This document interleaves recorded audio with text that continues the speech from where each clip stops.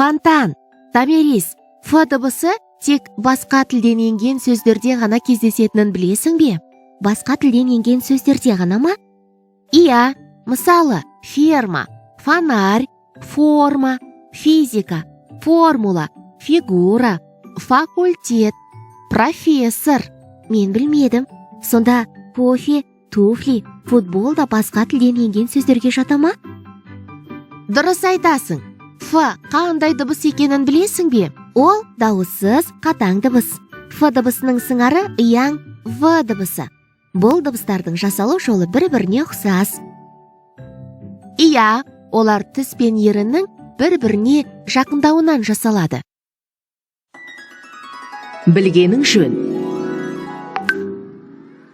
Кейбір мәтін ішінде қажетті ақпарат беріледі. Ақпарат, хабар, мәлімет. Қажетті ақпарат белгілі бір нәрсе туралы берілетін ең маңызды мәлімет. Мысал ретінде берілген мәтінді оқып, соның қажетті ақпаратын анықтайық. Қали көп біледі. Қалидың алғырлығына біз ғана емес, ауылдың үлкендері де риза. Бір күні Нұржан мен Қали өзенге келді. Жемге не алдың деп сұрады Қали. Қамыр алдым, деді Нұржан. Мен шегіртке алдым. Күн желдеу екен. Балықтар жел болған күні су түбіне кетіп, қармаққа ілінбейді, деді Қали. Мәтінде қажетті ақпарат.